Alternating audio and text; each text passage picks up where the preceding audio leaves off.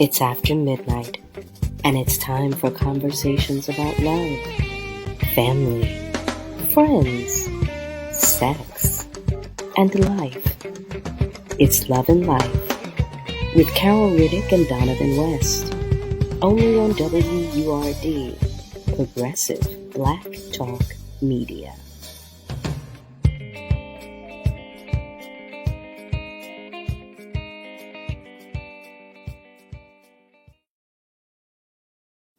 Well, hello there, family, and welcome to another edition of Love and Life on WURD, Progressive Black Talk Media. I'm your host, Carol Riddick, and as you know, my alternating co-host, Donavan West, is sending his love. I'm sure he is. He always does. But for now, I'm here with you, and we're going to have some fun together, as I believe we always do. You know, it is my pleasure and my privilege to spend some time with you because I always tell you it is. And today is no different. Okay. So I thought we would do something a little different in today's episode. You know, today's episode was going to focus, on singlehood and single life. And we're going to do something a little different. We have a friend to the family, well, a family member, if you will. We have a family member who's joining us today. And you've actually heard him because he was in our artist spotlight a few episodes past. I know you saw it. I know you did. In any event, he's going to join us in a moment, but I want to say to you, before I tell you his name, I want to say to you that I realize we are in the month that celebrates love. And I want you to know that you are loved. Understand me? You are loved. For those of us whose lights might be a little dim, I'm just letting you know that I'm sending you some extra love, okay? Some hugs, some cuddles, and all of that good stuff. And I know the concentration has been to celebrate, Valentine's Day. But you know what I say? I say Valentine's Day is every day because I love me every day. How about that? And I'm learning to do better at showing myself how much I love me. So I'm encouraging you to do the same. And I'm saying, happy Valentine's Day. I should have been saying it all months, but happy Valentine's Day. And we're still in Black History Month. I hope you're still celebrating because I am. But anyway, let's get on to our guest. So our guest, I want him to tell you just who he is and all of what he does. Okay. So I'm going to stop talking. I'm going to introduce you to him. He is none other than Philly's own Ashley Scott. Hi, Ash. Carol, Welcome. I'm excited to be here. How are you? You know what? I will not complain. I am excited to have you here with I'm us. excited to be here too. So family, what you don't know is that Ash and I, we've known each other. I don't even know how long. We've known each other forever. What seems like forever, About 20 years. Ooh, I'm not that Over. old though, Ash. No, we were teenagers. As I lie. In the Let me sandbox. not lie. Yeah, it hasn't been, if not more than 20 years. It's been a good little while. 22, yeah. Yeah.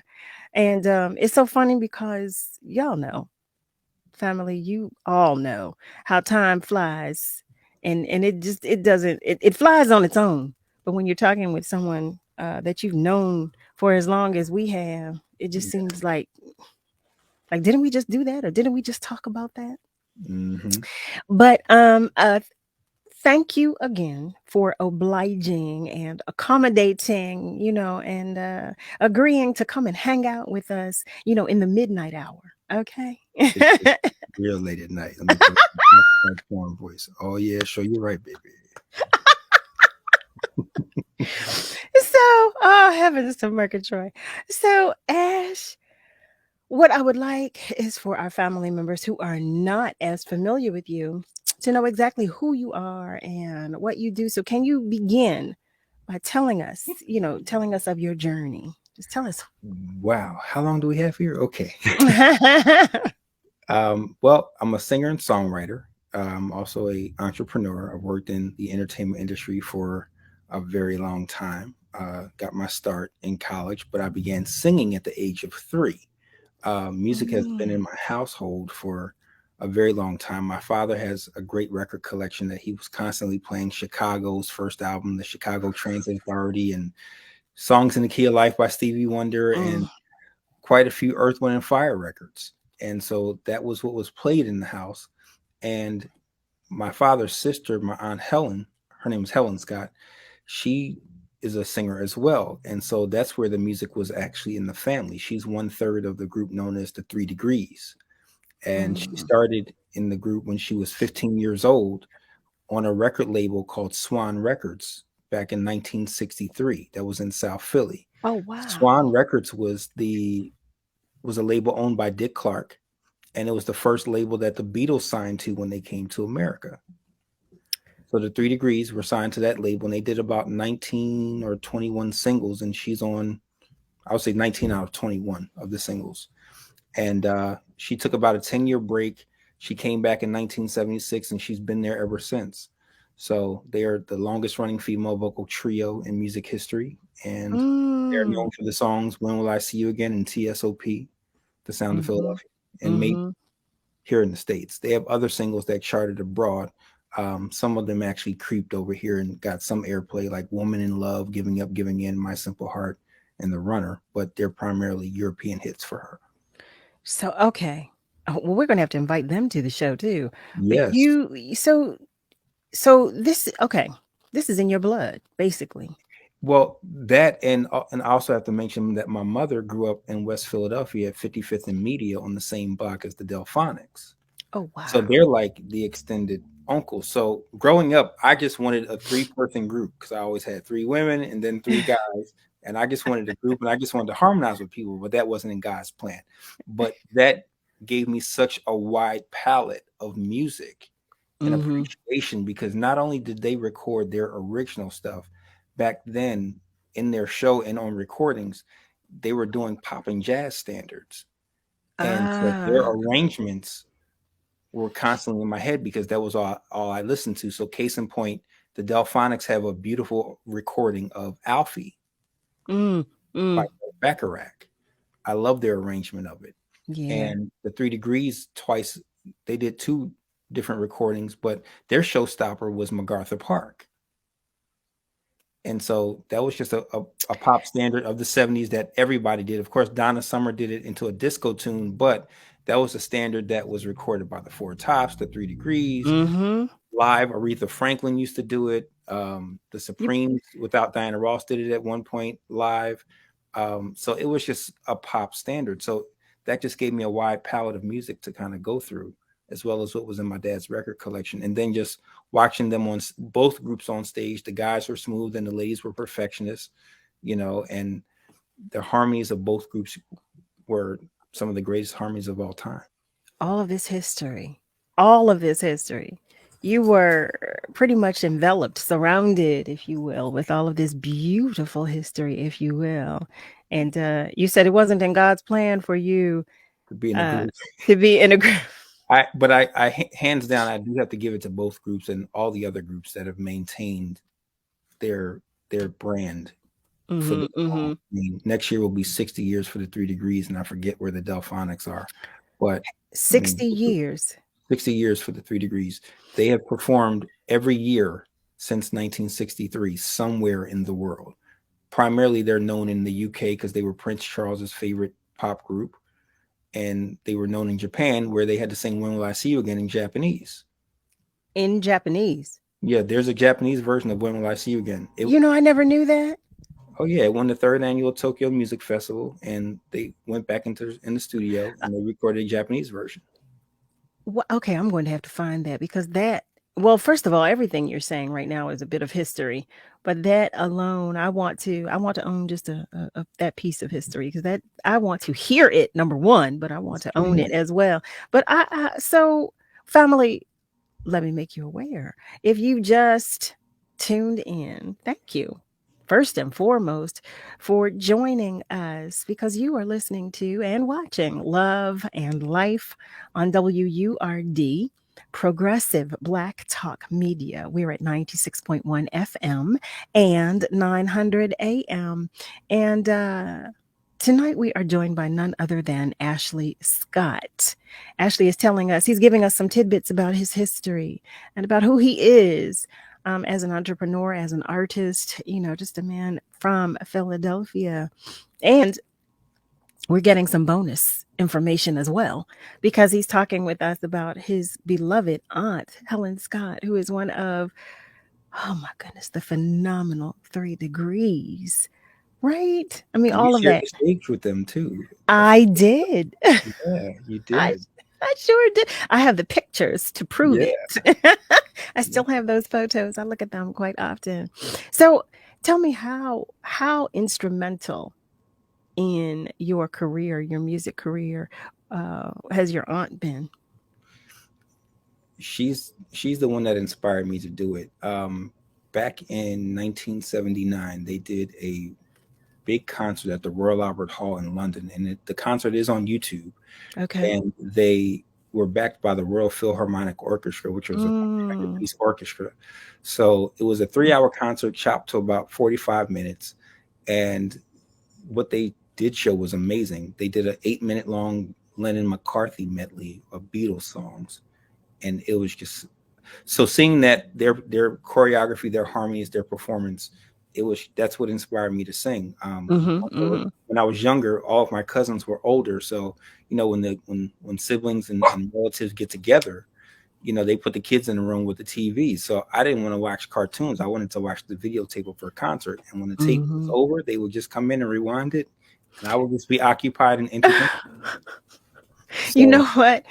And as I'm laughing, I'm chuckling, not because I'm laughing at you, but I'm laughing because that sounds so familiar to me.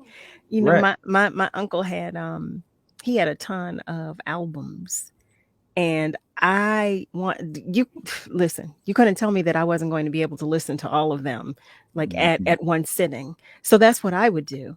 I would be at the he had a bar. He had a little speakeasy, but I used to sit on the floor when the mhm, speakeasy was not open. And I don't even know if they use that word anymore, but you all know, those of you who know, you know what a speakeasy is. But in any event, he had one. My uncle did. And I would sit on the floor at the record player and try to listen to every single album. So I can relate and identify with what you were saying about, having listened to the different artists and being familiar with different genres of music because he had everything.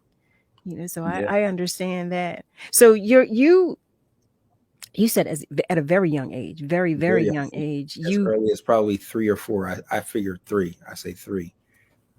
I was just looking at that video, and of course we then went through our Michael Jackson and Prince phases of the 80s, and Luther, and later on the Bobby Brown and New Jack Swing era, and then the 90s R&B. And in college, things were still cool with music. And after college we came back here to Philly, and the height of the soul movement, or resurgence of soul movement, out of Philadelphia was happening. And so but college was also I went to Howard University in Washington, D.C., where I got my bachelor's in music.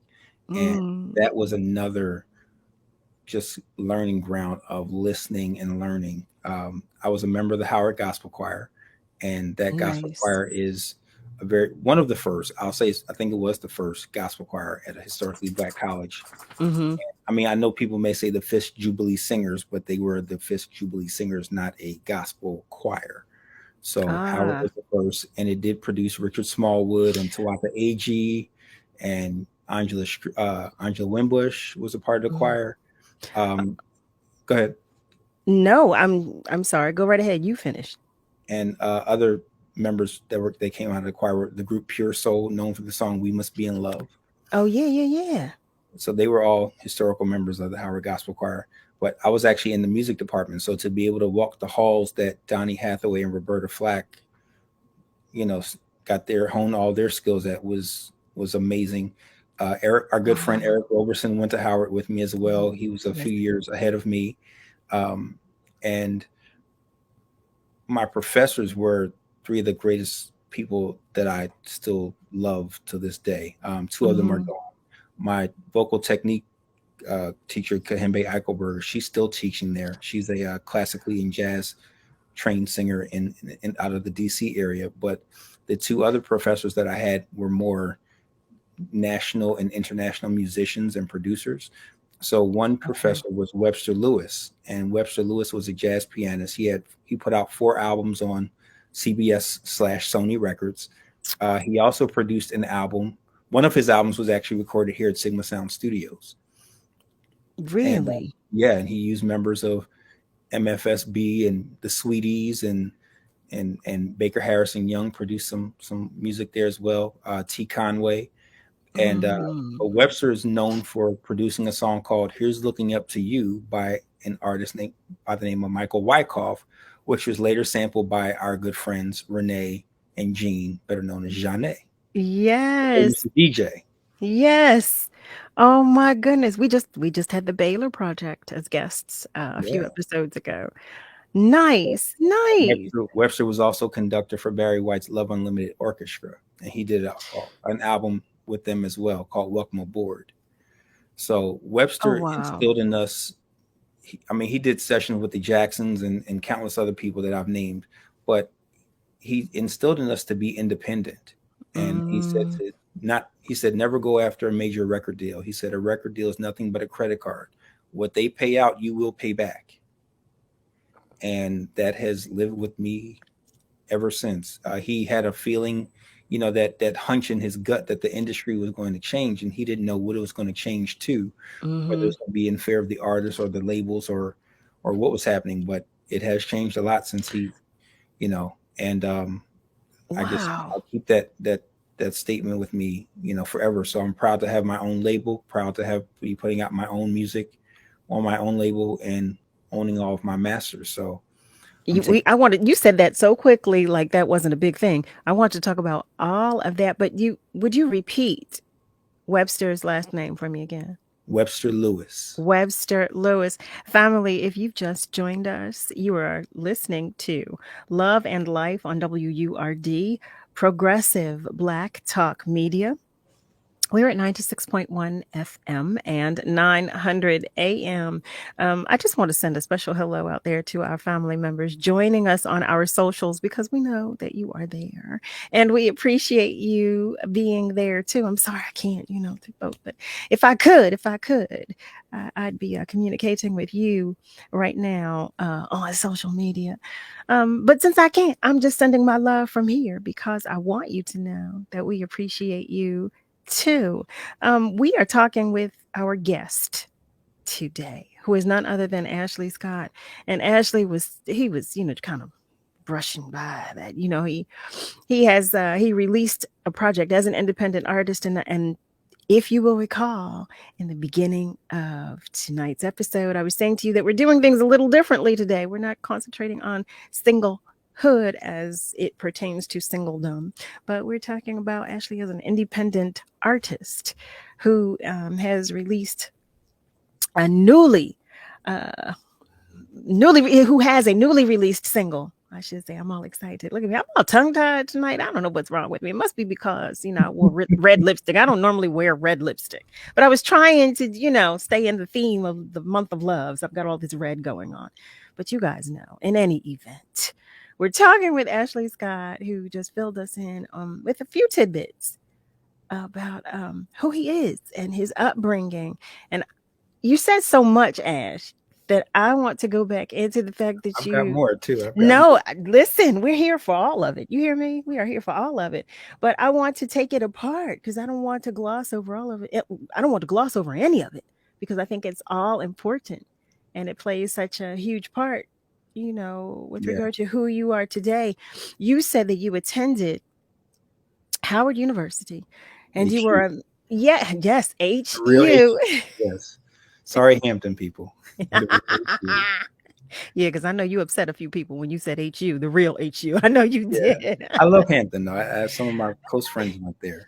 I do too. I do too. Yeah. I love Hampton. So you attended Howard University, and you did say something that I would like you to go back to. You said you were talking about the gospel choir, and you said it was actually the first gospel choir, and some people identify the Fisk Jubilee Singers as a choir, but they're not, because you said they were singers. I want you to talk a little bit about that, but I would like for you to do so when we come back from our commercial break, because we're going to take just a moment and we'll be right back. Okay.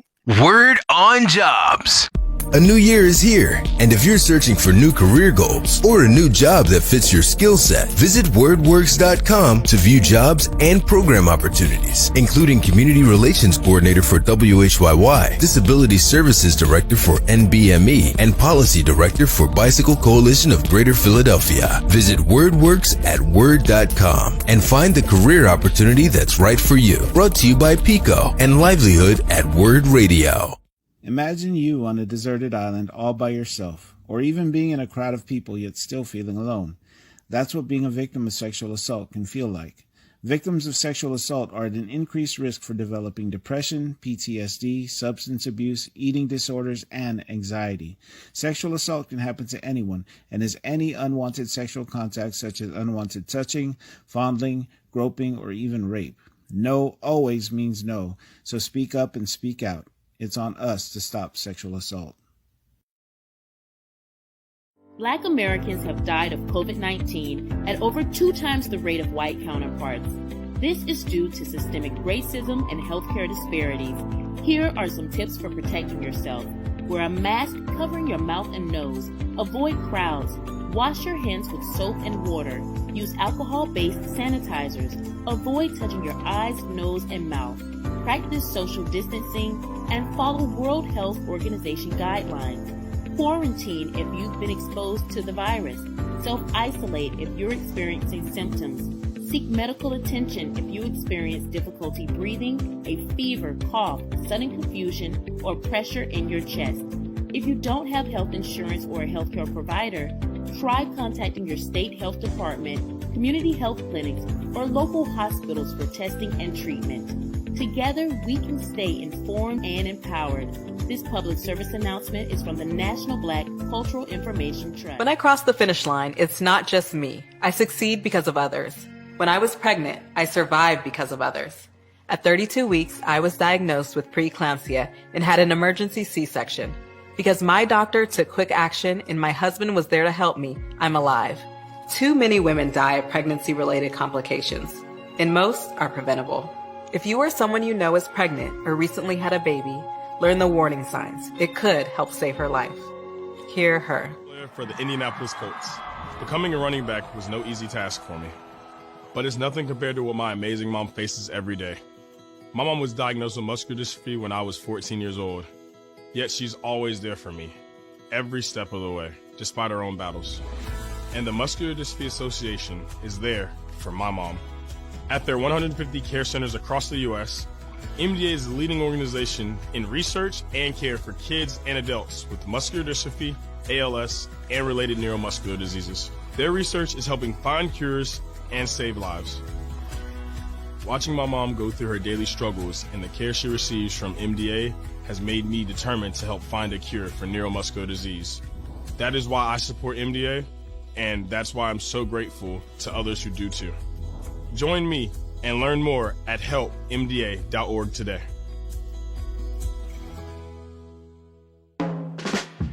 Hi, I'm Tanya Hopkins, aka The Food Griot, the host of Savory and Sweet, a new show about food, history, and culture. Savory and Sweet is a flavorful exploration of food, marinated in the Black experience, seared with history and braised in culture. Each week, I'll fold in conversations that center food and drink at the intersection of business, health and well-being, entertainment, education, and innovation, while separating the facts from fiction on the sometimes surprising origins of what we eat and drink. So join me, the Food Griot, and special guests for Savory and Sweet, Food, History, and Culture every Sunday from 11 a.m. to 1 p.m. beginning January 2nd, 2022, exclusively on WURD, Progressive Black Talk Media. You're listening to WURD Radio, 96.1 FM and 900 AM WURD, independent Black media.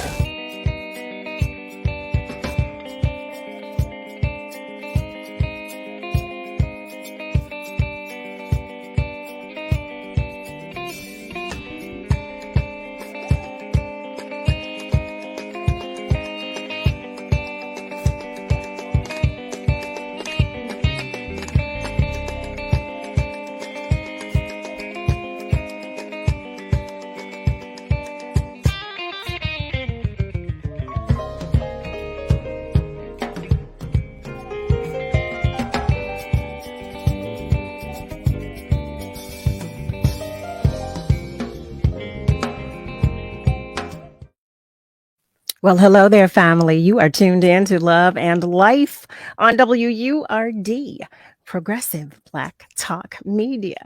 We're at 96.1 FM and 900 AM. I don't think I mentioned it earlier, but you can email us. I think I told you that in the last episode, but I didn't say it in this one. So I am letting you know that you can always feel free to communicate with us if you have a comment, a question, or a suggestion for a topic that you'd like us to discuss, or even if you just want to say hello, because we're open to that too. We like it when you say hi. You can do so by emailing us at loveandlife@wurdradio.com. That is loveandlife@wurdradio.com. We love all of the communication that you send. I assure you that we do. Well, because we tell you when we respond. But keep them coming because we love that. So we are talking with none other than Mr. Ashley Scott, who is Philly born and bred, and he's telling us all about his life, as a Philadelphian, but he's also telling us about who he is as an independent artist and label owner. Heavens to Murgatroyd. So we were starting before the break. Ashley mentioned something, and I wanted him to go back into that. You mentioned that you were a member of the Howard University choir, gospel choir. You said specifically, but you said that a lot of people associate the Fisk Jubilee Singers as a choir. Is that what you said? I want to make sure that I clarify. Yeah, historically, some people have, we've always, as a Howard Gospel Choir member, it's always been in our bio that we were the first gospel choir of its kind on a Black college campus. Some historians have sometimes said, well, what about the Fisk Jubilee Singers? Okay. And the answer that someone else said to us, when I was in the choir, was they were the Fisk Jubilee Singers. They didn't classify themselves as a gospel choir. So we're not omitting their history or anything that they attributed to the world. They're just saying that the Howard Gospel Choir was the first of its kind, and it started in 1968 on the campus of Howard University. Thank you for that clarification. I wanted to make sure that I offered some clarity to our family members, because I don't want you to get mad at me, and I don't want you to get mad at Ashley. Right. Neither one of us wants you to be mad at us. So I wanted to make sure I offered you the opportunity to offer some clarification on that. My assistant here, Chloe, has joined me. For those who know, my fur child is my assistant. So she has joined me as she typically does. But getting back to you, Ashley, because I want to hear all of your story. So you were talking about Webster Lewis. Yes. So Webster Lewis. You mentioned, no, I'm sorry. You mentioned Webster Lewis. So please do continue. Well, he was just a great arranger and producer for all the people that he worked with. And we actually performed some of his music on student recitals at Howard. He was just a phenomenal person. But again, the main thing that he taught us as students was to be independent and to own all of our things, all of our masters as we pursue recording careers. He said never to go after a major deal, because a major deal is nothing but a credit card. What they put out, you will pay back. And he said that when you were in college. Yes. Do you find that to be relevant information today? Of course. Mm-hmm. Of course. Mm-hmm. Because it's I do, but I wanted to make sure our family members knew. Yeah, it's no need to go after a major deal when all you have to do is fill out some business papers with the state, and poof, you're your own record label. So But times have changed yes, they have. tremendous. I mean, tremendously.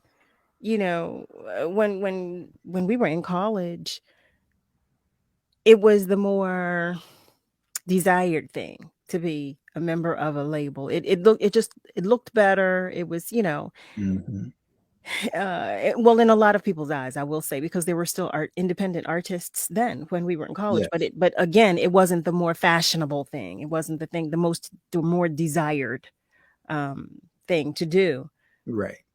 So I really do applaud Mr. Lewis for all of what he said to you all, Yeah. because he could not have been more right. That's in my own opinion. Let me No, just no, say he, that. he was very right. I'll second that. And proof is in the pudding. You know, I'm thankful for that. One of the other professors that I had at that time was a jazz drummer who was also a vocalist. His name was Grady Tate.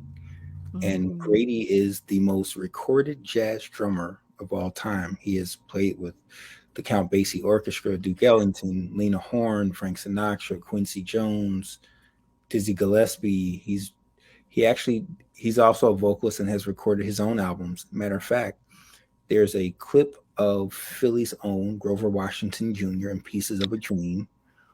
There's a clip of them performing live in Japan, singing Just the Two of Us. And I guess when Bill Withers couldn't tour with Grover, Mm-hmm. Grover would call Grady. Mm-hmm. And they're doing this amazing arrangement of the song. James Lloyd from Pieces of a Dream, the Yes. keyboard solo. Grover did his thing. Grady's just trading off phrasing with Grover on sax. I watch that clip at least maybe once a week. I'm saying, I mean, listen, I understand why. Yeah. And so Grady, he knew every jazz tune in the book. He could scat with the best of them. And one of the things that he taught me as a vocalist is to make sure you're conveying the lyrics properly and Mm-hmm. meaning what you're singing about. I remember one particular lesson that Grady was a smooth guy too. So all the female students, he loved them and they loved him too. And not in any kind of wrong way. He was just a smooth guy, but he catered to the ladies really nicely. But all of us guys, he cussed us out like sailors if we were in the wrong. So I remember He's trying to keep you right. yes, exactly. I mean, it was vocal boot camp, literally. And I think he does have some armed forces background. But I remember I went into his studio one day and sang When I Fall in Love. And I was cool and I was on pitch and everything. And I sang it nicely. He goes, okay, man. He said, but have you ever been in love?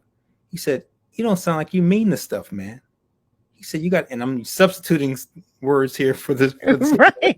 Right. He said, but have you ever, the letter in the alphabet? Have you ever been in love?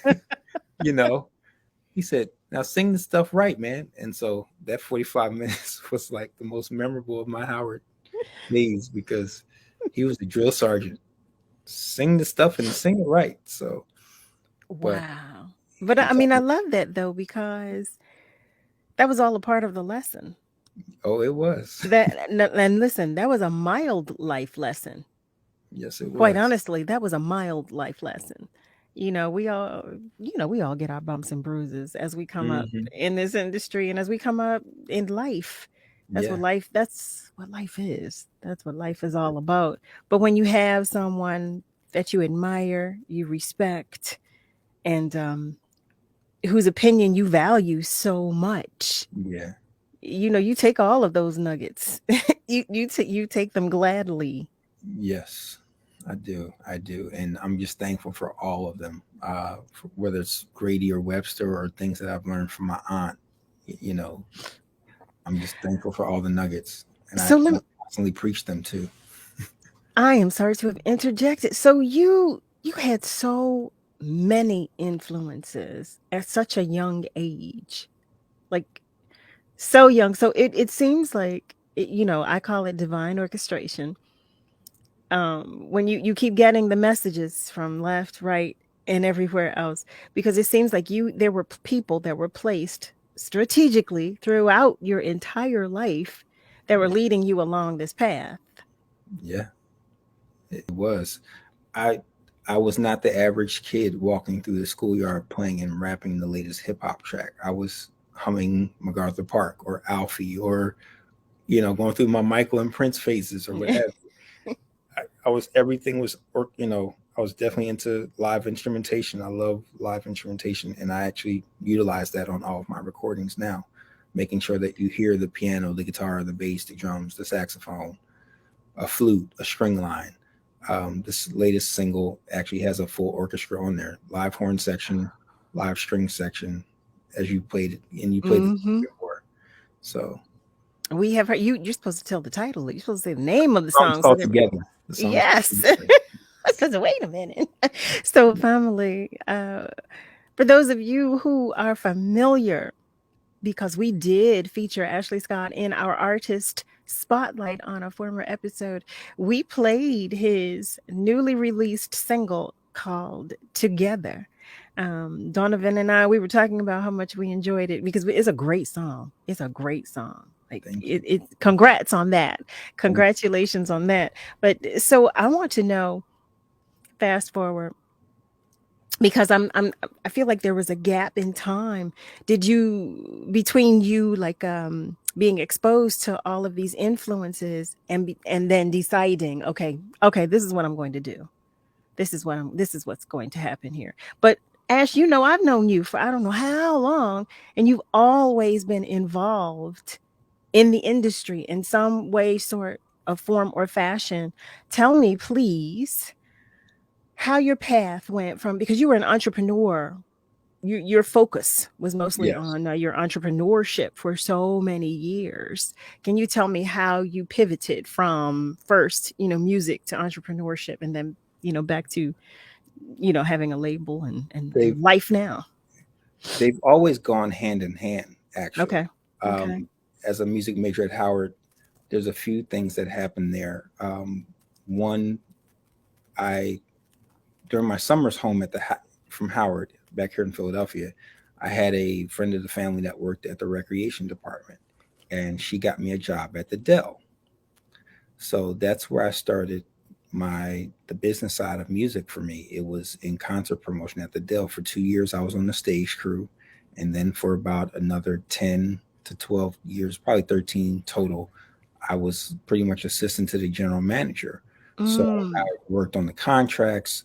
I did of course I did stage crew production for 2 years, but I did club promotions working with WDAS, promoting the concerts back when the concerts at the Dell were on Monday nights.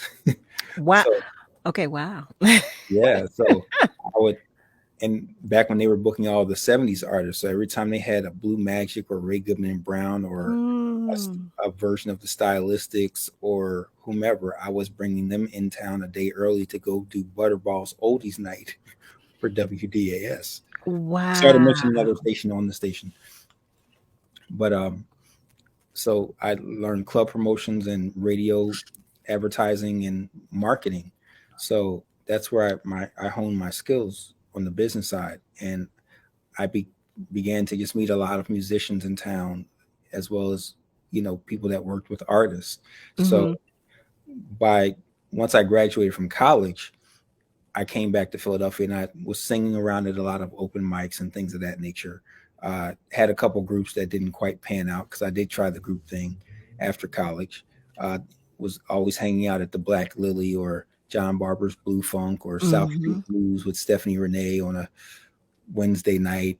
Um, and those were just some great times that were coming up, with the whole revival movement here in Philadelphia. I hate to use the word neo soul, so I'm Yeah. the words, but Yeah.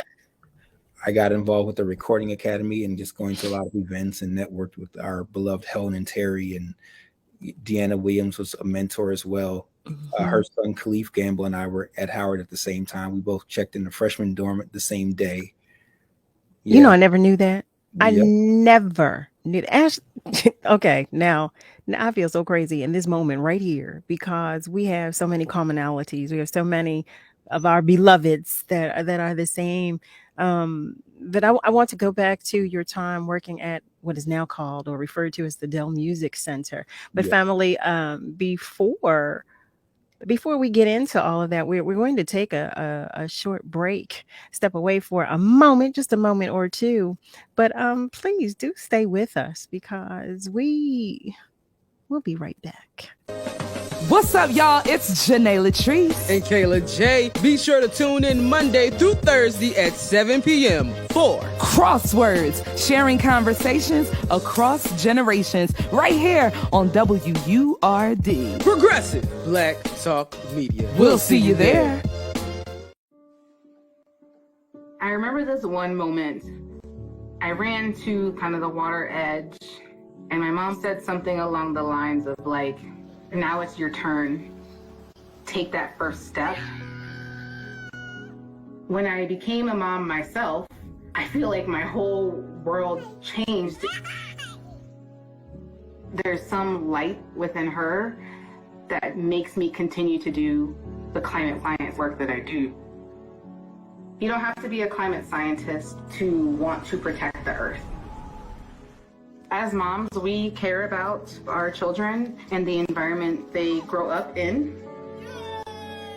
And for Mia, I want you to know that I worked really hard to be a part of the change and to make it a better place for you.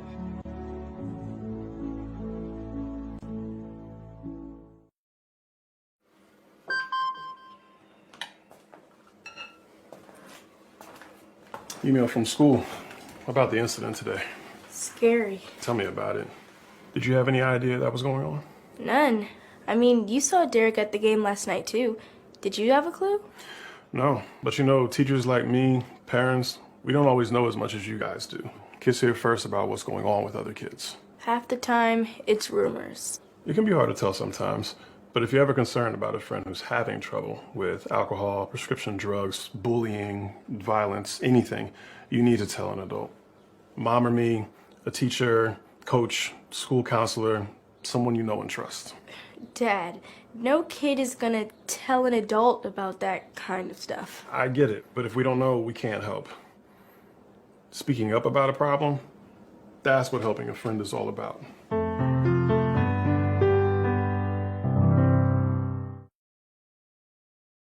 You know, a lot of people say when you're going somewhere, you don't want to look back.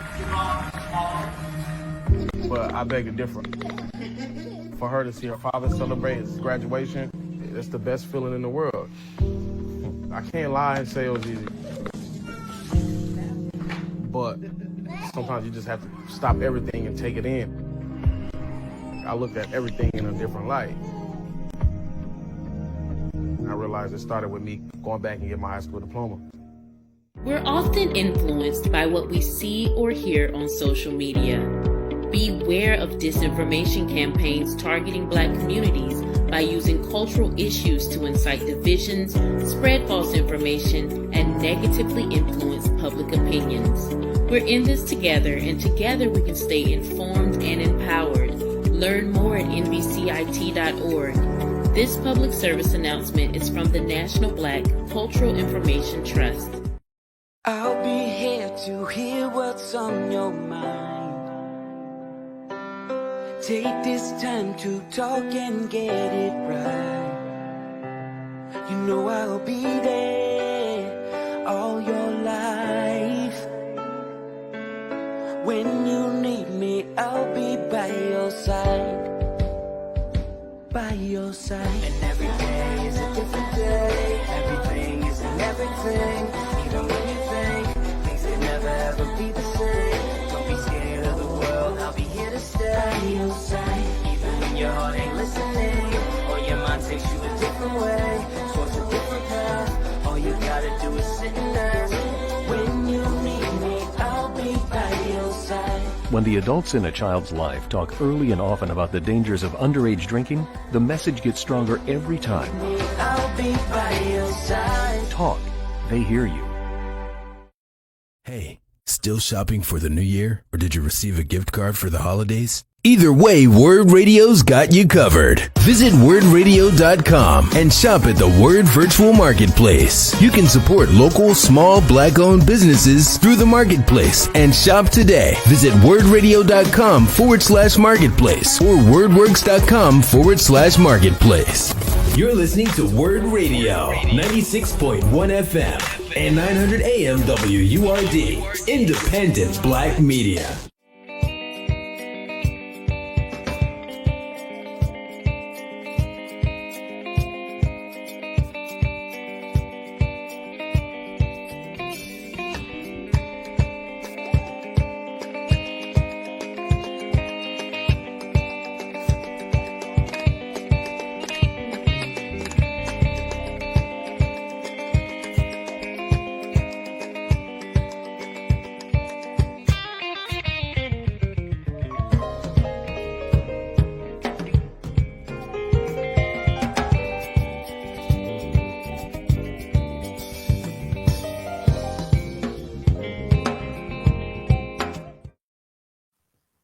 Well, hello, family. Welcome back. You are tuned in to Love and Life on WURD, Progressive Black Talk Media.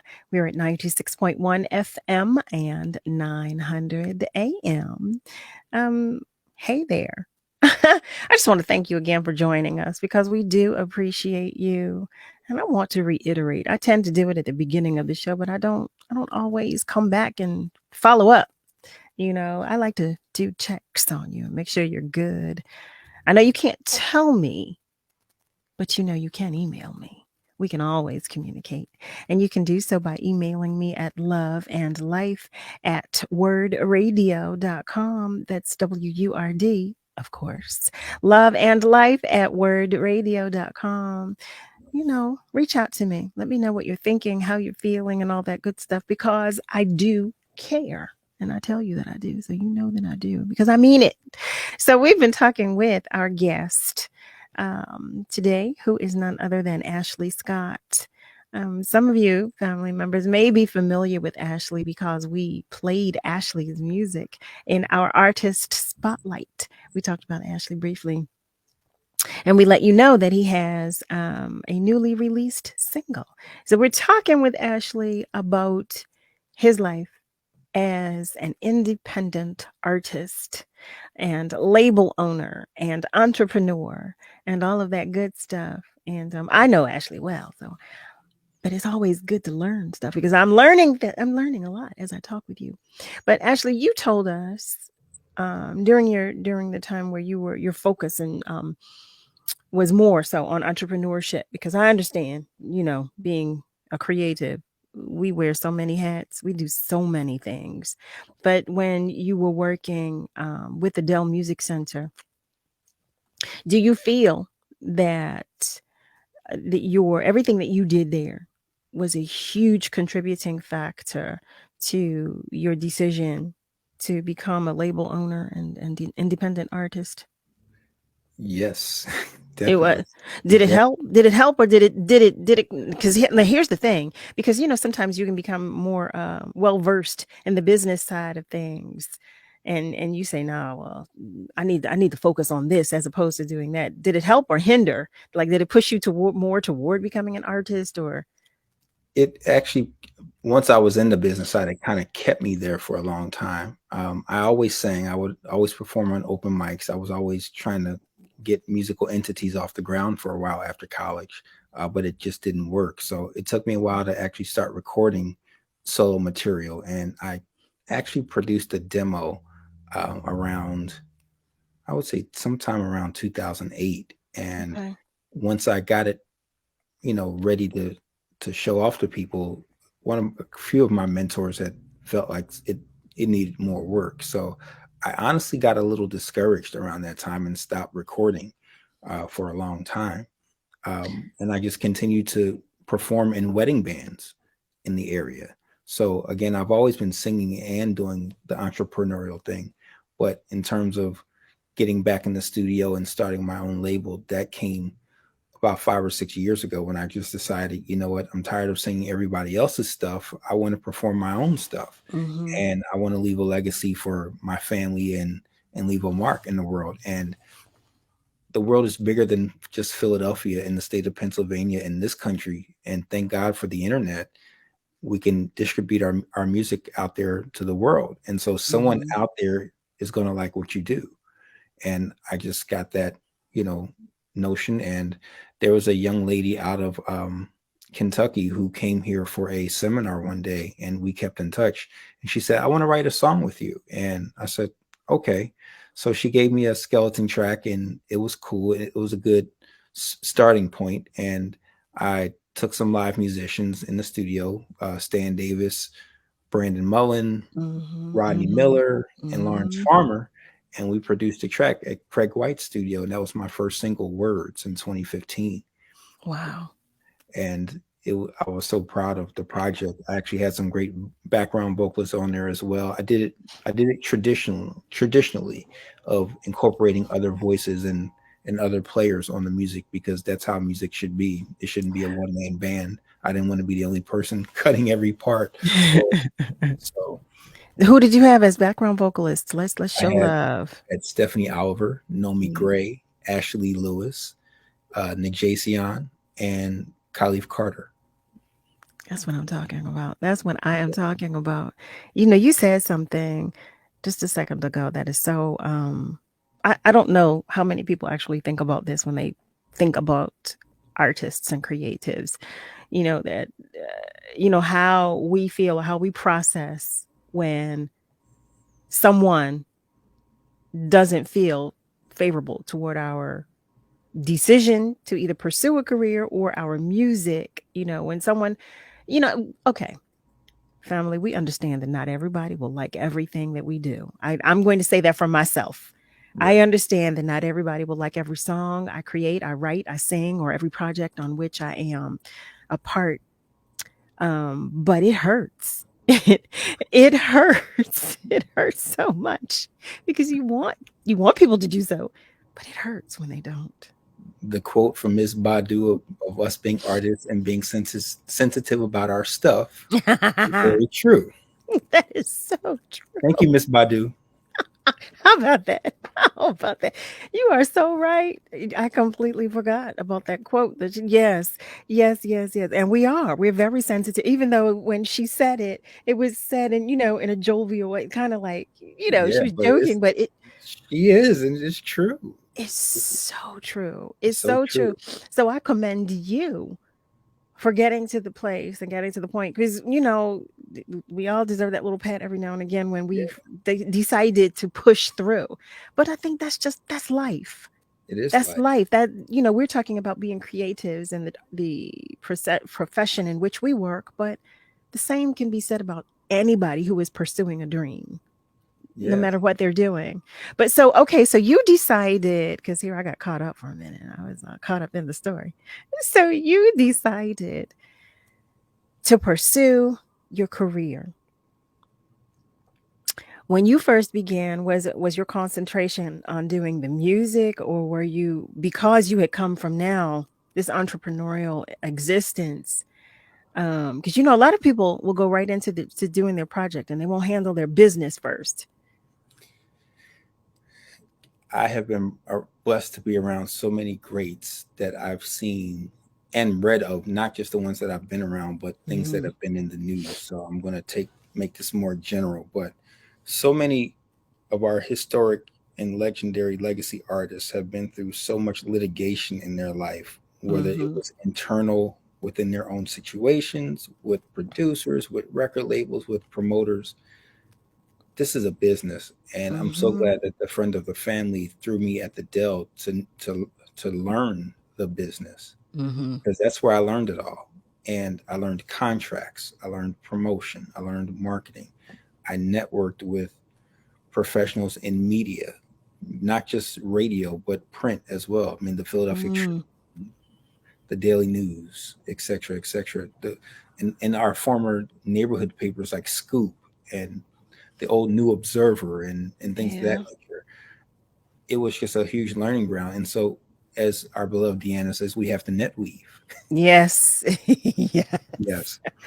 So, she gives us a lot of gems, but yes, that is one of them. And I mean, fresh out of college and working on her I Am convention. Mm-hmm. That was, two of her last big events with I Am, and I was working on those, and I had the time of my life. Mm-hmm. That's I where was the poster child. I remember, and that's where I met our good friend Frank McComb, who's another indie soul master. Yeah, he is, and get a person that I consider a friend and I can call on for advice, because he's one that's doing it all himself.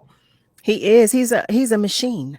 He is his I mean, I really believe him to be a machine. Family, if you've just tuned in, you are tuned in to Love and Life on WURD, Progressive Black Talk Media. We're talking with Ashley Scott, and we're talking about everything under the umbrellas of love and life. So we want you to stay with us and hang out. But we're going to take a commercial break really quickly, but we will be right back. Stand with WURD Radio, Pennsylvania's only black-owned talk radio station. Join the movement to keep the conversations going and amplify the voice of the black community. Show your support. Start or renew your WURD membership today at WURDradio.com or call 215-425-7875. A lot of people say when you're going somewhere, you don't want to look back. But I beg to differ.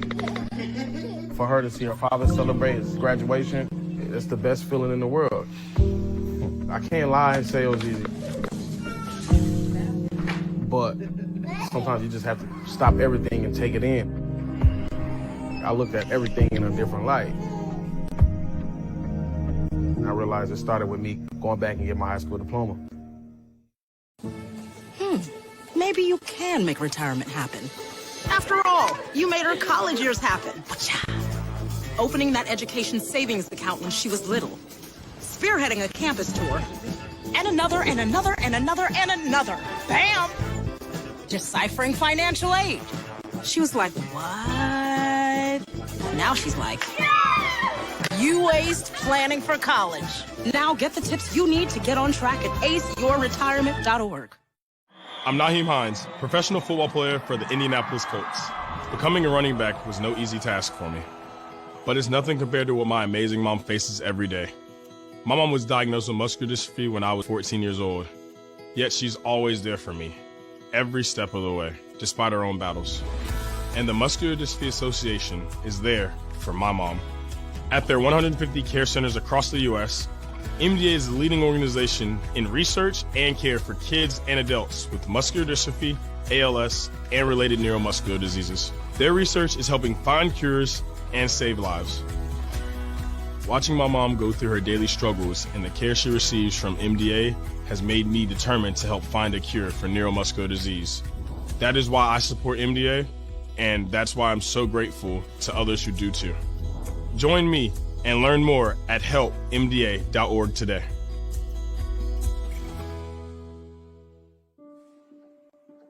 I remember this one moment. I ran to kind of the water edge, and my mom said something along the lines of like, now it's your turn. Take that first step. When I became a mom myself, I feel like my whole world changed. There's some light within her that makes me continue to do the climate science work that I do. You don't have to be a climate scientist to want to protect the earth. As moms, we care about our children and the environment they grow up in. And for Mia, I want you to know that I worked really hard to be a part of the change and to make it a better place for you.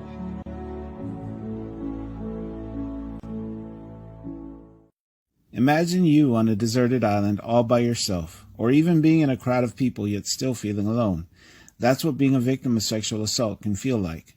Victims of sexual assault are at an increased risk for developing depression, PTSD, substance abuse, eating disorders, and anxiety. Sexual assault can happen to anyone and is any unwanted sexual contact such as unwanted touching, fondling, groping, or even rape. No always means no, so speak up and speak out. It's on us to stop sexual assault. You're listening to WURD Radio, 96.1 FM.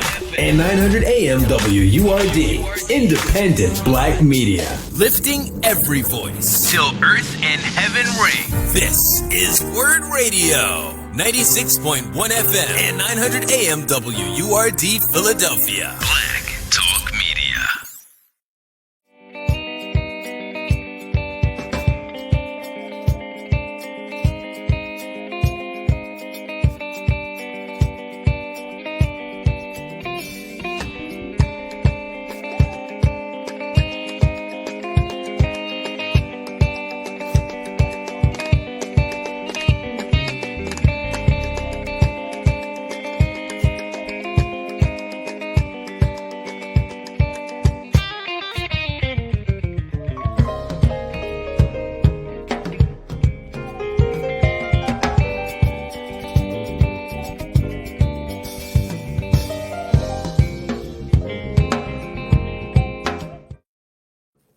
Well, hello there, family members. Welcome back. We are at the top of the second hour of tonight's episode. Oof. You are listening to Love and Life on WURD, Progressive Black Talk Media. We're at 96.1 FM and 900 AM. And hey there, family, on our socials. For those of you that can see us very well, you can see at the bottom of the screen our email address, which is loveandlife@wordradio.com. loveandlife@WURDradio.com. Thank you for joining us. We're so excited to have you here with us. We are joined by our guest, who is none other than Ashley Scott. And we've been talking with Ashley about his life as an entrepreneur and as as an artist. I was about to say a single artist. As an artist, Caroline, as an artist and as an all around and a label owner, an all-around entertainer, and someone who has been so instrumental in the industry and the entertainment scene in the tri-state area. And I say that because I want to make sure that I open the floor for you to talk about all of the endeavors. You kind of brushed over it when you were talking about your entrepreneurial efforts. And for those of you who are unaware, Ashley has been instrumental. He's been instrumental in recognizing and bringing to light so many talents in the tri-state area. He and his business partner, who we also had as a guest on the show a few episodes ago. But I'm going to let you go into more of that because I'm doing too much talking at this point. So please, please, please talk with us about your business partner, Locks Knox, and your endeavors. And I'm going to leave it there. Wow. So fresh after college, I was still working with Adele, and I was noticing how the music scene here was just really booming. I mean, the Black Lily was doing what it did with our good friends Kindred and the Jazzy Fat Nassies and Jaguar Wright and Jasmine Sullivan and Lady Alma and just that whole scene on a Tuesday night. But I also noticed a gentleman I was seeing at a lot of different events, and he was in a group at that time, and I was always in the group. And he and I we connected, and he was actually working downtown, and I was working downtown. We had lunch one day, and he was telling me about his group and telling him, about my past. And coincidentally, he was my Aunt Helen. His mother was my Aunt Helen's best friend, and his mother was in kindergarten with my father. And I went to school with his sisters, and I'm like, we're like disconnected by not even 2 degrees, right?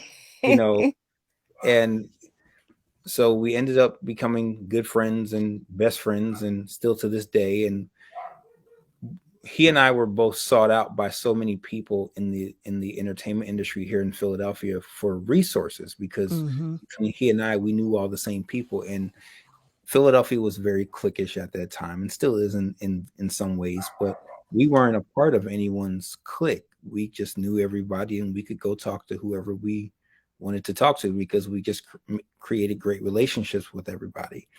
And so his name was Locks Knox, and we ended up forming a nonprofit with Locks, myself, and JP King called the Artists United. And because we were so resourceful, everybody was always coming to us with questions about how to do things in the entertainment industry. And they just wanted to learn so much. So we built a membership-based organization, and we provided a platform for area professionals to kind of come and network with each other, but also hear real stories about the entertainment industry. So we had an event called the AU Solutions that, Carol, you were one of our speakers. We went from physical to virtual to conference calls and to just recorded videos with the AU Solutions. But people that we had on our platform were like Deanna Williams, Patty Jackson, Chuck Gamble, Walt Reeder Jr., Larry Kendricks, Warren Haskins, former general manager of the Dell East, quite a few people, professionals, Bob Lott, Dee Wellman, and they were just leaving a long-lasting impression about what the industry was like to people that really wanted to know. And we took that program and also flipped it and called it iCare, and we were working with the Kip Du Bois High School, and we created a school for the youth to learn that same curriculum as well. So that curriculum was called iCare Academy. iCare stands for Internet, Culture, Arts, Edutainment. I'm sorry, Recreation and Edutainment. I had to get my letters mixed. iCare. But we also did a jam session event called United We Band, and we were the first people to live stream events in the city. And so in 2010, we had about a good 11-month run at the Arts Garage at 16th and Ridge, which is not even there anymore. I know. But it was the jam session that, folks like you, Carol, and Jeff Bradshaw, and Man, and everyone else, while everyone was on the road, they wanted to know what was going on back home. So every other Tuesday for that time period, we had United We Band, and people were tuning in. And when they were off that night, they came down and sat in and jammed. You came in and sung a little bit. Yeah. We had some great memories there. We did. We really, really did. And we brought it back a couple years later for a short run at the Underground Arts, but people still ask us, when are you guys going to do United We Band? It was the most diverse programming that, for a show. When are you going to do United We Band? The world is starting to open back up. Yeah, it's funny. I did talk to Locks and our other producer, Holly Stain. Shout out to Holly. Hey, Holly. About it, because people are kind of, asking us about it and things of that nature, because there's a little void in the entertainment, in the jam session scene right now. You know what? I mean, and understandably so, because we are living in COVID compromised times. So, I mean, we all we overstand where we are right now. So that question was loose. I meant it, but I do understand where we are. It was talked about recently. Okay. We were also looking at old pictures and stuff on Facebook. Facebook memories pop up all the time. So there's always maybe 2 or 3 United We Band pictures that come up, every week. I'm like, oh, I just remember those great times. So yeah. We're going to have those great times again. I claim it. So, so I'm family. If you have just tuned in, you're joining us here at Love and Life on WURD, Progressive Black Talk Media at 96.1 FM and 900 AM. And we're talking with none other than Ashley Scott. And we've been talking about his career. We've been talking about, who he is as an artist, as an entrepreneur, and as a label owner. And I've been jumping all over the place because I've been trying to make sure I mention at least a little of everything. I'm making my best effort to do so. But, it's the time goes by so quickly. But I want to ask you about being so now let's fast forward. You've started a label. You've decided, okay, I'm going to go full throttle with being an artist and a label owner. When did this happen? When did that take place? So the label started in December of 2019. Okay. The first single was through my events company. I started my own company, Flash Entertainment, back in college. And so Flash Entertainment is my marketing and events company. And so it was the partner company with the Artists United in producing all the stuff that we did. Okay. in terms of shows, honoring professionals through those events, and United We Band. So I've always had Flash Entertainment. So I kind of put words out on Flash Entertainment because I had to have a company to put it out through. But it wasn't until 2019 before I released my second single that I said, okay, let me form my own label. And I came up with a name, which is Soulful Sounds International Records, and started that label. So, Okay. So you started the label and then you said, okay, let me begin putting music out on this label. But how does that work with having a family? How does that look for you? What does that look like for you? I thank God for the village. Because it does take a village. I am a father of two beautiful girls, Elena and Elise. And she'll be 6 in a few weeks, and Elise is 3. Elena is in kindergarten. And funny thing today, as soon as we walked in the schoolyard at 5 years old, a young kid in her class gave her a teddy bear and 3 balloons. I'm sorry, come again. Yes, that's been the thing today. I walked her into the schoolyard, and one of her classmates in kindergarten, who's 5 also, he gave her a teddy bear that says bestie on it with a heart, and 3 balloons. And one balloon says Happy Valentine's Day. The other balloon is a baby shark balloon that says you're jawsome. And then the other one is like an avocado character on there, and it says you're all I've ever wanted. Oh, so I'm having so many emotions right now. I'm cool with it. It was cute, but being a girl dad is special. We're special people. So light flashed before my eyes very quickly, and the spirit of James Evans and Heathcliff Huxtable and Uncle Phil and all came up at once, and I was just like, oh, we're starting this early. Wait a minute. I thought I had a few more years. I didn't have my first crush till I was maybe 3rd grade. But at 5 years, I mean, first of all, okay, can we just break this down? Just give me a minute to break this down. First of all, they are 5 years old. Okay, that's the first thing. The second thing, you said he gave her 3 balloons and a teddy bear. Yes. Okay, wait. At 5? At 5. At 5. I don't get a teddy bear and 3 balloons. I mean, wait, at 5? And the other parent I was walking in the schoolyard with, she was cracking up, and the young man, his dad brought him to school and videotaped a little bit. We don't put our kids on social media, thank God. Yeah, but yeah. It was just like, oh boy, this is real smooth. I mean, it doesn't get smoother than that. I mean, he did the baby shark. I mean, you hear? Listen, he went hard. Baby shark is big time. That is really big time. Do you hear me? I mean, but he made sure he covered every base because he gave her a teddy bear too. Yeah. He covered every single base. So, okay. So as she's only 5, Ash, and family, I must say that he does have 2 beautiful baby girls. Okay. So at 5, she has a gentleman caller. Yes. Thank God she doesn't have a phone yet. Oh my goodness. I answered for her. No, she can't talk. Click. Well, he's her best friend, though. You said the teddy bear read best friend, though, right? Yeah.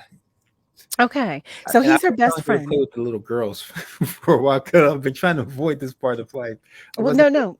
This is how I'm going to look at it. Okay. I'm going to look at it as if he's showing her what to expect in the later years, like when the time comes when she does have gentleman callers. Okay. So right now, no, we have nothing to be worried about.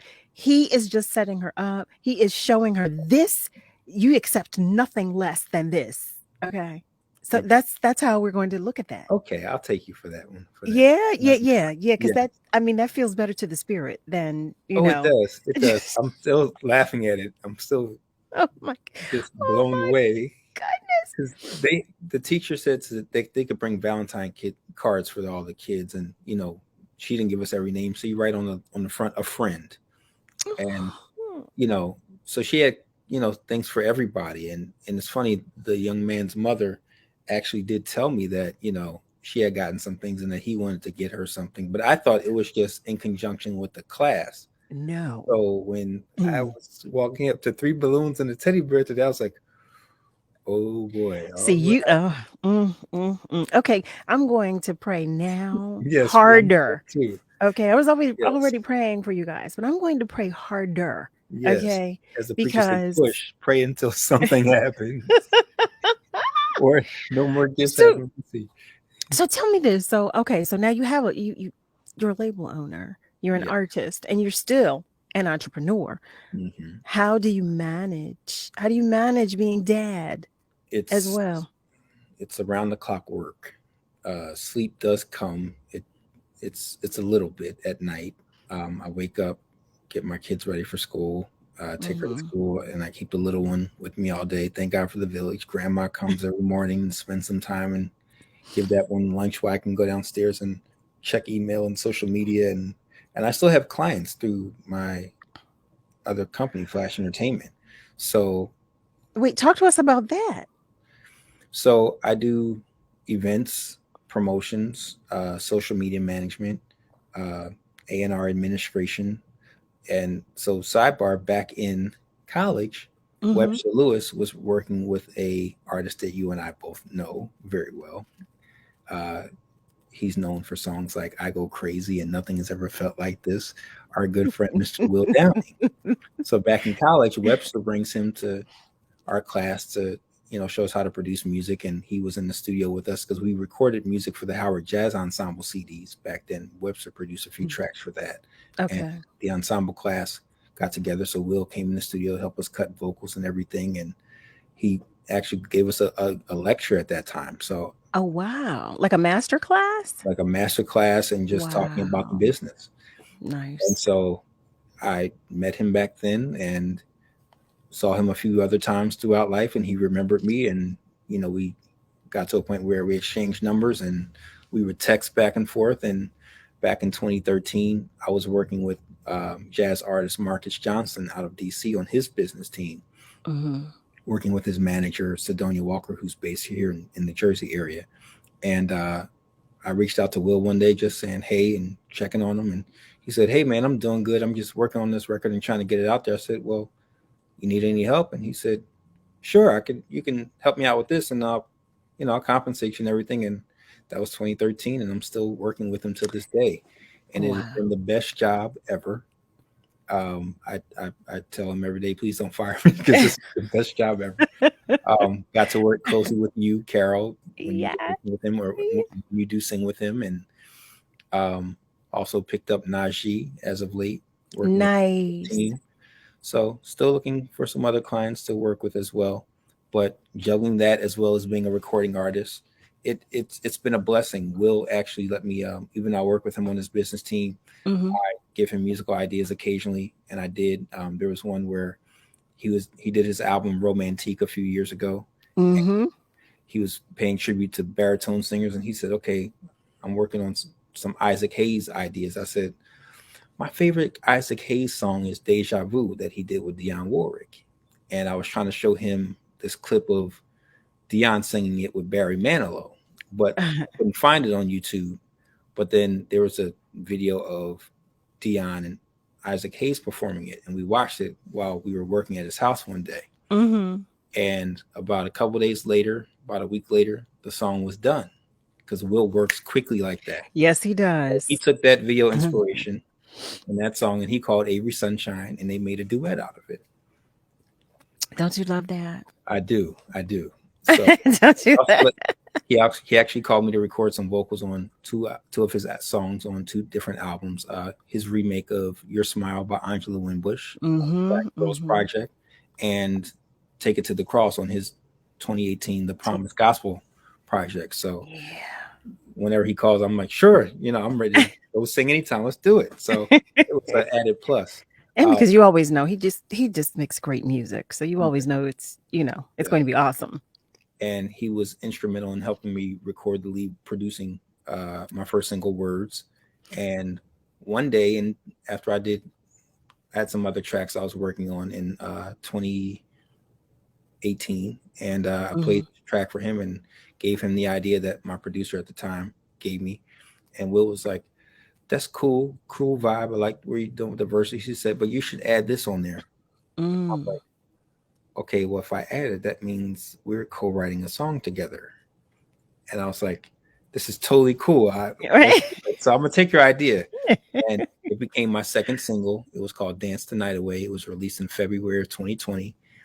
And I did a release party at Warm Daddy's, and that weekend was the most memorable weekend because when I had to put the band together for that particular date, get a little choked up because of the story. But I called a friend of ours, Carol, that I had always admired to work with, and his name was Paris Bowens. And so I called him up and said, "Hey man, he was always touring with Ty Tribbett and Anthony Hamilton and Israel Horton and everything." Wait, Ash, I want to stop you for one moment because I want you to say this entire story uninterrupted, but we're going to take a commercial break. Okay. And we're going to take a commercial break and we'll be right back. Stay with us. Okay.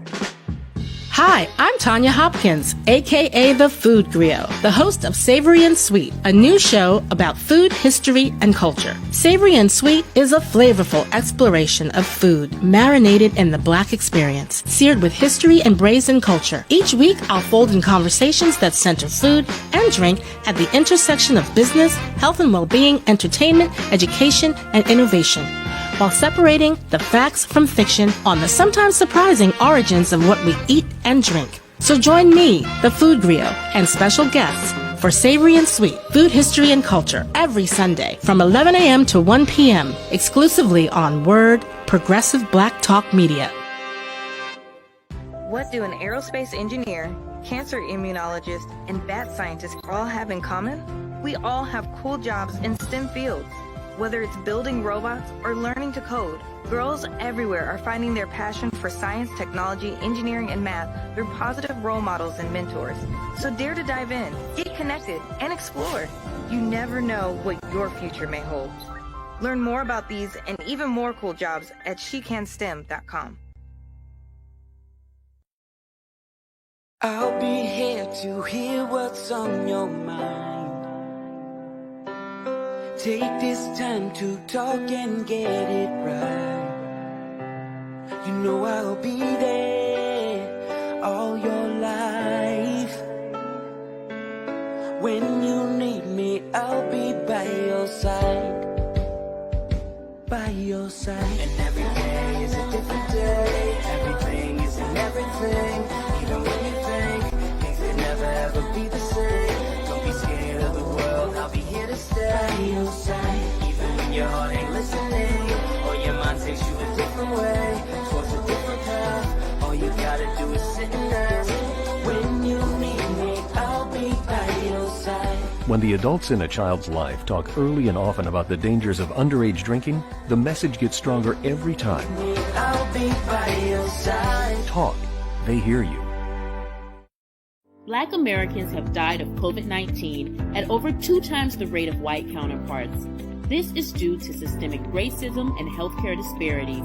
Here are some tips for protecting yourself. Wear a mask covering your mouth and nose. Avoid crowds. Wash your hands with soap and water.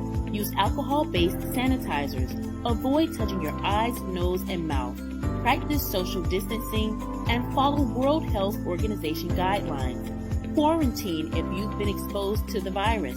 Self-isolate if you're experiencing symptoms. Seek medical attention if you experience difficulty breathing, a fever, cough, sudden confusion, or pressure in your chest.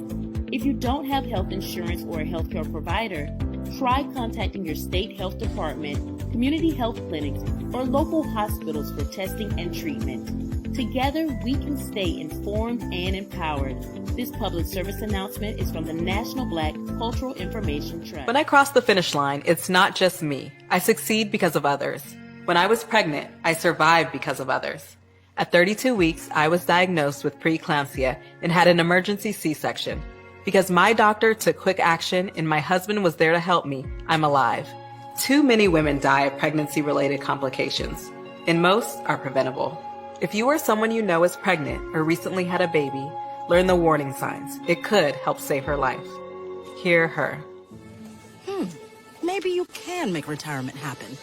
After all, you made her college years happen. Opening that education savings account when she was little. Spearheading a campus war. And another, and another, and another, and another. Bam! Deciphering financial aid. She was like, what? Now she's like, you aced planning for college. Now get the tips you need to get on track at aceyourretirement.org. You're listening to WURD Radio, 96.1 FM and 900 AM WURD, independent Black media.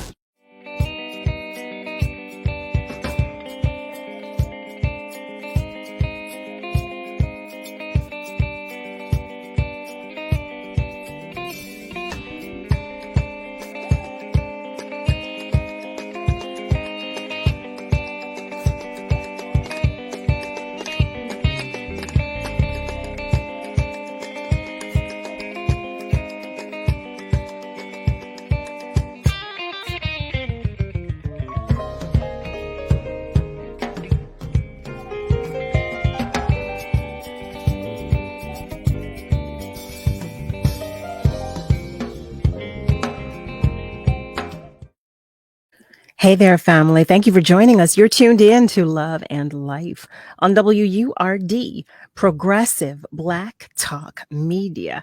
We're at 96.1 FM and 900 AM. We are joined by none other than Ashley Scott, who's been talking with us about being an independent artist, a label owner, and an entrepreneur. Now, I don't know about you. We're all having some difficulty just trying to navigate everyday life and one career. And he is managing three, in addition to being the father of two beautiful baby girls. But before the break, Ashley was beginning to talk with us about one of his performances, and I interrupted him because I wanted him to have, all the time available. So here we are on the other side of the commercial break. Please, please, please talk with us about this experience. So back in 2020, February or January 31st, actually, I released my second single, Dance the Night Away. It was co-written by Will Downing and Wayne Parr. And it was a successful song for me. It went to number 10 on the UK Soul Chart. Congrats. Got some BBC airplay and gave me a good footprint in the UK. Mm-hmm. But we did a release party here at Warm Daddy's. And when I had to put the band together, I reached out to a friend of mine that I had always wanted to work with. A friend of ours, I should say, because he's a good friend to you as well, Carol. Mm-hmm. And it was one of those things where, as creators, we're always like ships in the night. We see each other once or twice a year. Yeah. And it's like, hey, man, how you doing? Oh, man, we need to get up. Okay. A whole year goes by. We say the same thing. So I reached out to our good friend, Paris Bowens, and I said, hey, man, are you available to do 2 nights at Warm Daddy's? Because I'm releasing a new single. And finally, we've always talked about trying to do some work. And he said, yeah, I'm available and I got you. Put the band together. I had the singers and we had 4 sold out shows that weekend at Warm Daddy's. I was there. I remember. And it was a fun time to actually finally get to work with him. And then the next month, the pandemic hit and everything was shut down. So I couldn't really go out and promote the record like I wanted to. Mm-hmm.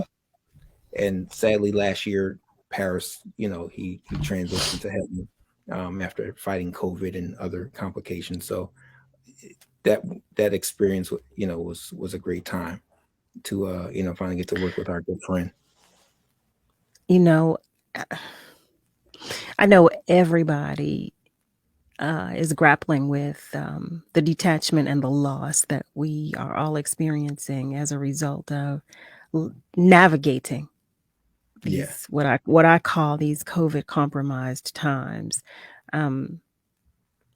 Which it just seems like the loss is compounded. It is. I don't want to say it seems like it is. It is. We're dealing with a huge amount of detachment. But yet we're all still trying to hold on and move on. We're trying to move forward. And we're all trying. We're trying to do so in a good space, in a good place, you know. And I know it's difficult because we're still processing. We're still grieving in some cases. We're still navigating in every case. Yeah. But as I say that, you know, the next question I have is, what for you were the what was the best thing that came out of the pandemic for you, and the most challenging thing that came out of the pandemic for you as an independent artist? Well, the best thing was still be able to release music. I still was able to get Mm-hmm. into the studio and record some songs socially distanced. Mm-hmm. I put out a dance remix for Dance the Night Away in June of 2020. It did well on some radio charts in Italy. So we're still able to kind of have a footprint in the music scene. Took a little, well, not a break, but I had to, you know, get some other songs together for the following year, which was last year, 2021. And music wise, that was the best year for me because I released 3 singles, and one of them became my international anthem, which was called "Don't Throw Our Love Away." And it lasted went to number 4 on smoothjazz.com and went to number 3 on the UK soul charts. And it was on that chart for about 8 weeks. I put out a remix for it last summer, and then put out another single called "Thought of You" last July. And it did pretty okay here in the States on some radio charts. On the Urban Influencer chart, it went to number 3. That song was produced by our good friend Damon Bennett, and all of my records have, you know, live instrumentation. And recording "Thought of You" was that particular song gave me a different perspective as being a creator, because we can have a meaning of a song for one thing, but also has it gotta also show you other meanings for the song. And again, not to bring the mood down, but since we're talking about my life, I'm just bringing you people that have heavily impacted my life. And one of our good friends and another mentor from last year, he played on that particular record. And I'm talking about our good friend Doug Grigsby. Yeah. And he played bass on that record. And again, that's someone that he played with Tina Marie and everybody. Matter of fact, Carol, you and I actually have a unreleased duet that we never finished in his computer somewhere, and that's something that I would like both of us to maybe finish at some point, to recreate and get that song out for him in his memory. Wow, I remember that day. I remember that day so vividly, so well. I remember I remember driving there. I remember that we had such a great time recording that.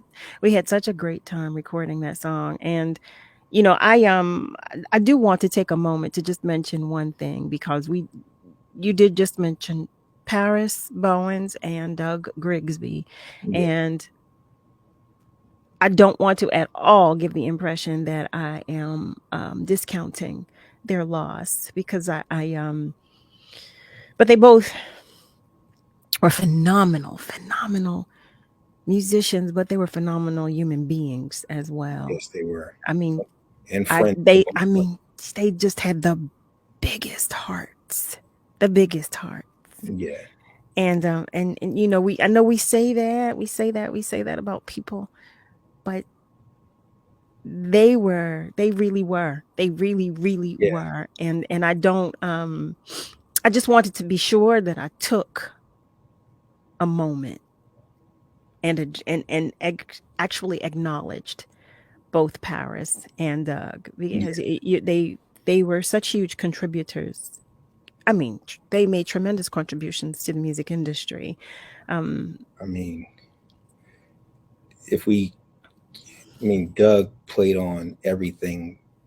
He produced Tina Marie's last hit, "Ooh Wee." He played on "Love Under New Management." He played on "I Feel Good All Over" by Stephanie Mills. He played on "Home." He played on "Yes, If I Could" by Regina Bell. Got to Get You Home with Me Tonight. Paris was instrumental in working with Ty Tribbett and Israel Houghton and New Breed and Vivian Green and a lot of the neo soul stuff out of Philly. Yeah. Played with the Roots. James Porter would call him to fill in on keyboards for the Tonight Show. You know, he played with Anthony Hamilton. Paris was just a phenomenal talent. And so with Doug, and they had the Hearts of Gold and would give their shirts off their backs for anybody. Mm-hmm. And you know, whether they were your family by blood relation or whether if they took you when you were family, that's the bottom line. If they were your friend, then you were family. You were not just their friends. But we also know that, Paris was a loving husband and father. Yes, he was. As well. He was a model husband and father. Some would say, well, most would say, anybody that knew him would say that he was a model husband and father. And in addition to just being a tremendous human being and phenomenal talent. But I want to go back to you, but I wanted to, at least take a moment to acknowledge our friends. I did not want to gloss over the mention of either one of them because they meant so much to both of us. Yes. And because they played such an instrumental part in the fabric of the music community. And I can't, as far beyond Philadelphia and the tri-state area. So I wanted to make sure we took, an appropriate amount of time to acknowledge the both of them. Family, if you're just joining us, how about that? You're tuned in to Love and Life on WURD, Progressive Black Talk Media. We're at 96.1 FM and 900 AM, and we are talking with Ashley Scott. Ashley has been talking with us about his journey in the industry as a creative, as a label owner, as an independent artist, and as an entrepreneur. And we've been jumping all over the place because we were just talking about him being a girl dad and how his 5-year-old baby girl, the princess that she is, received a teddy bear and 3 balloons, okay? One of which contained Baby Shark, which is major, okay? That's y'all know that's major. Yeah. I'm saying I don't know. I need to come and talk with her. But in any event, so one question that I did not ask you are, do the girls have an interest in music at all? I think they do. They are definitely supportive of me and my 2 biggest cheerleaders. Their favorite song is "Dance the Night Away." Elena actually tried to pass it off and jokingly say that a character from the Baby Channel sings "Dance the Night Away" and that it's not my song. Oh, yeah. She says, "Daddy, you don't sing "Dance the Night Away. Harry the Bunny sings Dance the Night Away." So Harry took my song and never paid me anything for it. Oh. And but yeah, they're very supportive. Elena is very girly. She loves Disney princesses and she loves the musicals. So she loves Frozen and Princess and the Frog and things of that nature. She's a good dancer. She likes to dance around. We have daddy-daughter dances where I'll just push them in a big spin, that kind of thing. We'll end up with ballroom dancing and things of that nature. And they both love to do that. I haven't been Joe Jackson with them. Okay, okay. I'm trying to let them find what they like to do. And, I haven't quite said, okay, that's the wrong note. In the pitch, get on pitch. I haven't been Joe Jackson and cracking whips. So I'm trying to let them kind of grow into it. My youngest, she actually has good pitch. I noticed her trying to sing along with things, and she's normally on it.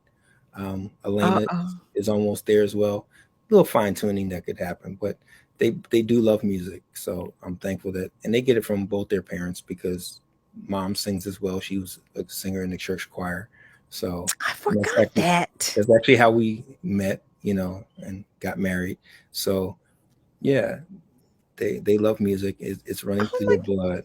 I'm terrible. I forgot mom was on the choir. How did I forget that? So of course they're musically inclined. Of course. Yes. Whether they have, gravitated to it yet or not, it's in their blood. So they I try to get them in tap dance lessons and ballet, but they weren't having any parts of that. They looked cute in their tutus. I think I sent you a picture. You did. Of them, and they were ready for dance class one day, and it's like, the little one cried, and Elena just wasn't trying to dance with anybody that day.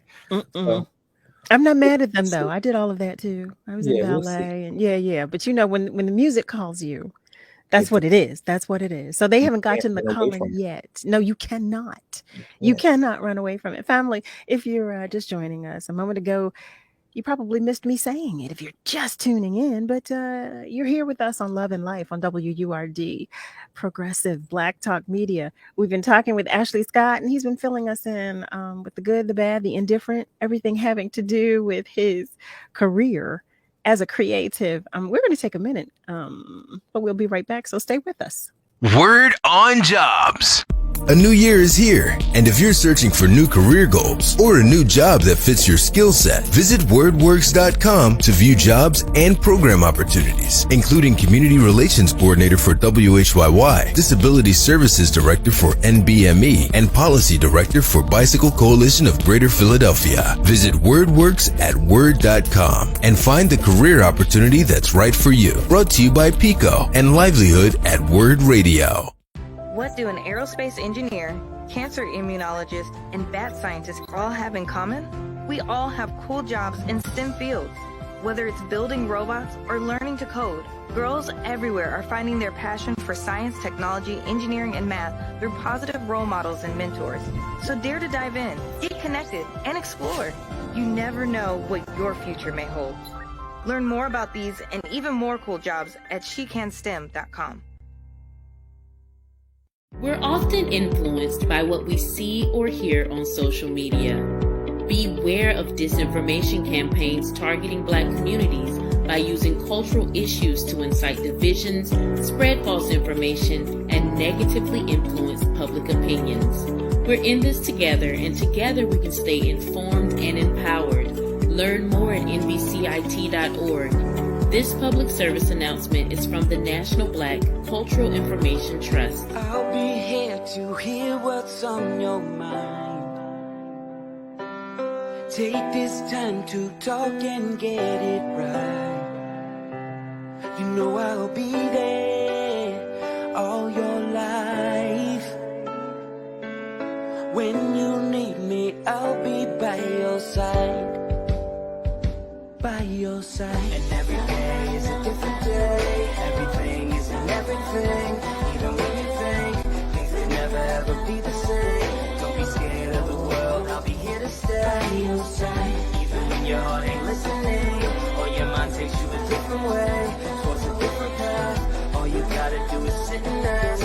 When you need me, I'll be by your side. When the adults in a child's life talk early and often about the dangers of underage drinking, the message gets stronger every time. I'll be by your side. Talk. They hear you.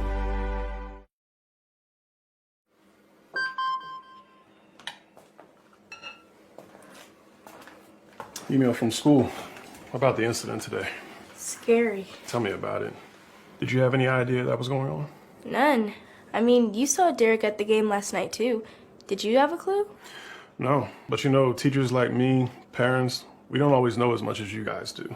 Kids hear first about what's going on with other kids. Half the time, it's rumors. It can be hard to tell sometimes, but if you're ever concerned about a friend who's having trouble with alcohol, prescription drugs, bullying, violence, anything, you need to tell an adult. Mom or me, a teacher, coach, school counselor, someone you know and trust. Dad, no kid is gonna tell an adult about that kind of stuff. I get it, but if we don't know, we can't help. Speaking up about a problem, that's what helping a friend is all about.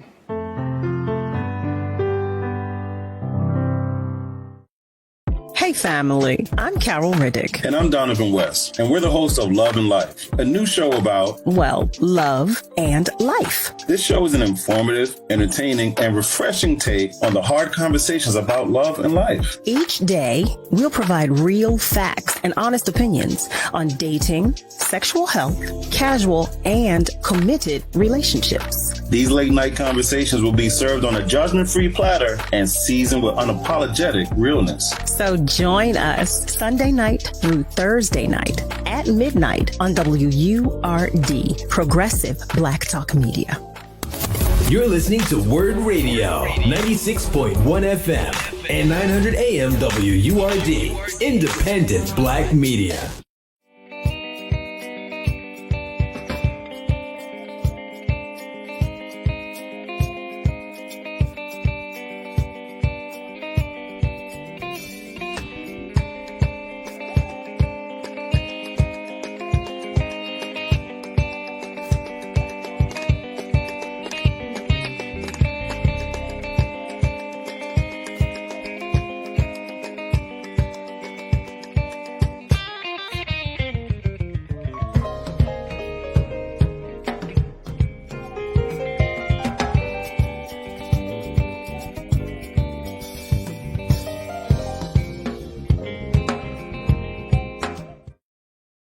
Hey there, family. Welcome back. You are tuned in to Love and Life on WURD, Progressive Black Talk Media.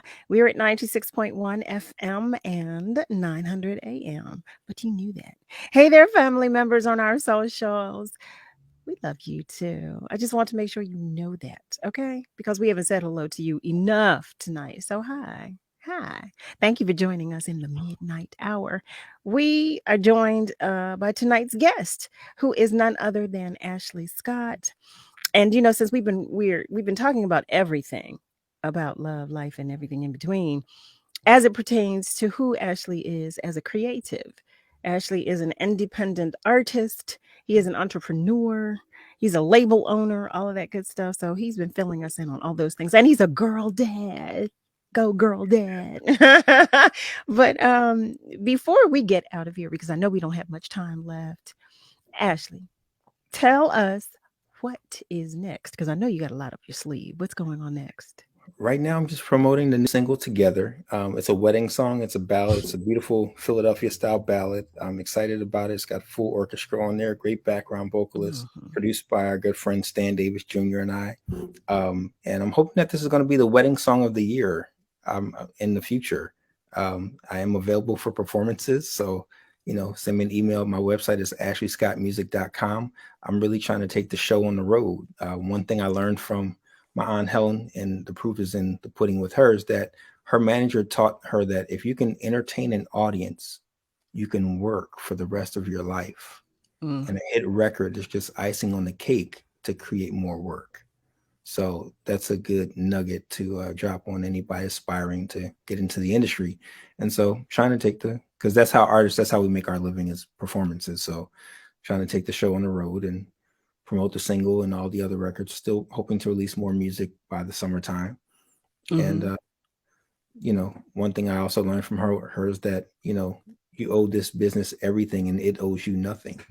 So on top of the business. And one thing about it's a harsh reality. This is true. And just trying to stay on top of the business. One other nugget I wanted to drop is that one of my former colleagues mentioned that, and this is something you can apply to life, just not as well as business, but it's about fire prevention versus firefighting. So just trying to do all you can to prevent trouble happening. That's how I'm operating. What would you say to aspiring artists? I would say to learn the business, and it's no excuse for you at this point in time to not know. There's so many resources out there. Google is your friend.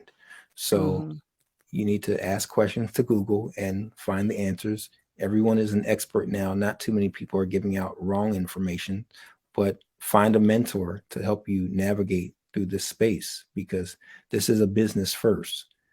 And again, be independent. Don't go after a record contract, because it's nothing but a credit card. So what they pay out, you will pay back. I live by that. Be your own label, own your own masters. Now that right there, seriously, the quote that he gave you, I mean, like you said, I understand why you live by that, and to own your own masters, to be in today's industry, is so important to be hands-on and to be on top of your business. It's not just about your talent. It's not just about that. It never really was, but even more so with regard to today. We have to be project managers, and we have to manage every aspect of the project, and you have to know what's going on. Even if you hire someone to do it, you still need to know what's going on and what they're signing your name to and spending your money on. Mm-hmm. So you have to be a project manager, from writing to the recording to the mixing to the mastering to the copyright, all that stuff. How important would you say it is to have team members, to have help? It's very important, but also know that some people don't want to do things for free. So, but also there are interns, there are, ways to kind of get things done. So get your business in order so you can get some interns and get help that way, and show them the way, and show them the processes and good business practices of the industry. That's very important, because today people just don't know the proper business practices, and they need to. So if you don't know, get a mentor to show you, and you show the next person and pay it forward. So, well, I mentioned a few moments ago about the girls. Are you going to encourage them to be in the business? If that's what they want to do, yes. I wouldn't discourage it. I will have to teach them the business, because I've got to pass this stuff on to somebody, and it's definitely going to them. So they need to know what to do and what not to do. So they will be learning about it. Does their mom still sing? No, we haven't been on a church choir in a long time, since we started having them. So Okay. kind of retired. I came out of choir retirement, if you will, and did a virtual video, that they still play at Enon. But yeah, well, I've seen it because I texted you. I texted there were a you. few times where I wasn't looking, and like, sing, actually, I'm like, what are you talking about? Oh, it's on. Okay, yeah, they're showing that again. I appreciate that. We get to worship together. How about that? Yes. I appreciate it. I am not complaining about that. Yeah. I must say that I'm so glad, once again, that you agreed to come and talk with us, and to just, share, spend some time with us and share your story, because I say constantly that I know, and we all know, everybody has a story, but I truly believe that, we are all in this together, and, there's just one nugget from everybody's story that I believe can be instrumental, or influential in another person's story, so I really do enjoy sharing everybody's individual stories and their journeys, for that reason, if for no other reason, for that reason alone. But family, thank you so much. We're at the part of the show that I hate. I can't stand it when I have to say goodbye to you, good night to you, but it's about that time. That wraps up today's episode of Love and Life on WURD, Progressive Black Talk Media. I've got to give my shout outs and my thank yous. Ashley, is there anyone you'd like to shout out before I begin to close the show? Just want to thank everybody that is listening, and thank everyone for their support. And please go out and get together. My website is ashleyscottmusic.com. You can get all the music right there in the music store. You can find me on social media. I'm on Twitter and Facebook. I'm Ashley Scott 3. On Facebook, it's I am Ashley Scott. And on TikTok, it's Ashley Scott Music. So please reach out. And again, if you're interested in and you're getting married, this new single is good for your first dance. So email bookings@ashleyscottmusic.com, and we can talk. I love it. What's the title of the single again? The song is called Together. I love it. Thank you. Family, thank you for spending some time with us. I love your company, and your attention is always welcome and appreciated. Thank you to my entire WURD family, and to my alternating co-host, Mr. Donavan West. And a special thank you to our guest, Mr. Ashley Scott. Thank you. That's Scott with 2 T's, by the way. Family, have a great night. Have a great morning, and have a great rest of your day. And remember, we are all in this together. So be good to you, but be good to those around you. And make sure you join us at midnight for another edition of Love and Life on WURD. See y'all.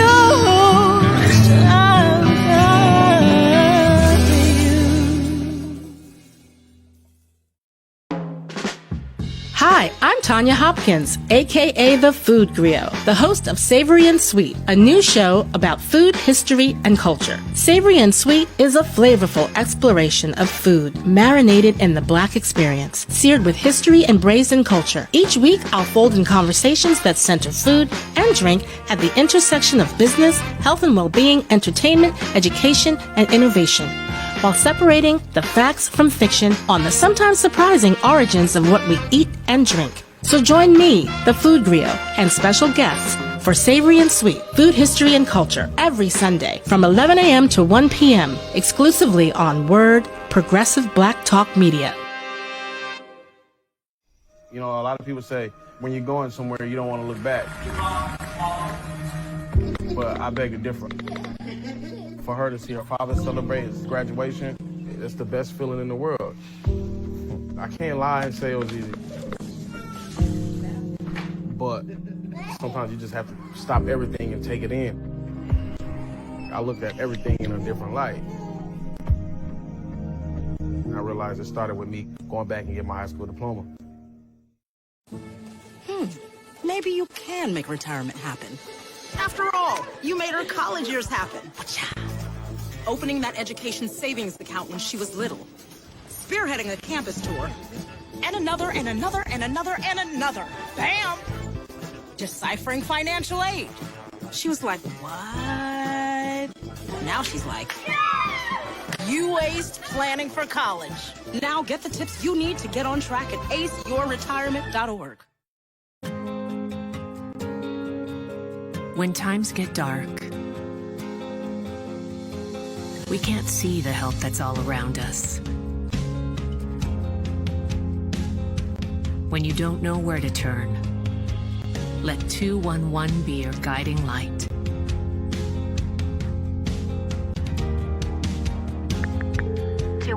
How can I help you?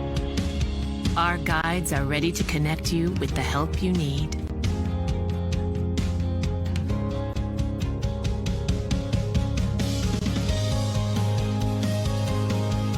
For help with food, healthcare, mental health, and other resources.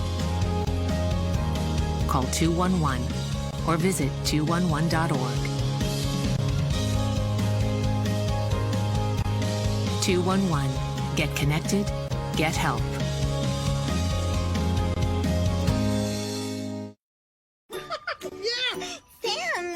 Oh, hey, Julia. You ready to play band with us? I'm going to play my clarinet. And Elmo's gonna play his drum. Drum loud. Oh, well, you know what to do, Julia. Julia knows.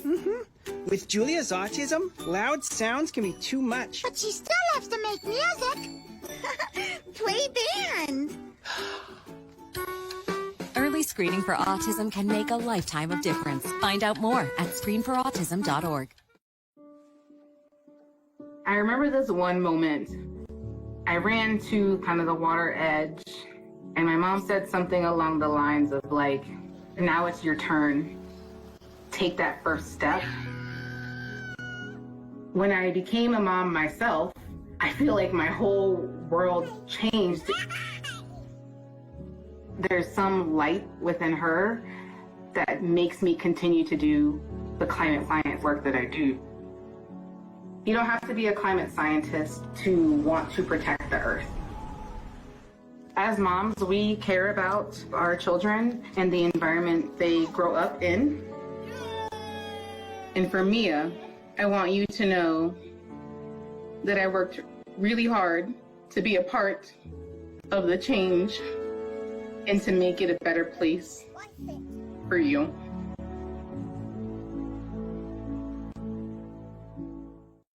Imagine you on a deserted island all by yourself, or even being in a crowd of people yet still feeling alone. That's what being a victim of sexual assault can feel like. Victims of sexual assault are at an increased risk for developing depression, PTSD, substance abuse, eating disorders, and anxiety. Sexual assault can happen to anyone and is any unwanted sexual contact such as unwanted touching, fondling, groping, or even rape. No always means no, so speak up and speak out. It's on us to stop sexual assault. Lifting every voice till earth and heaven ring. This is WURD Radio, 96.1 FM and 900 AM WURD Philadelphia.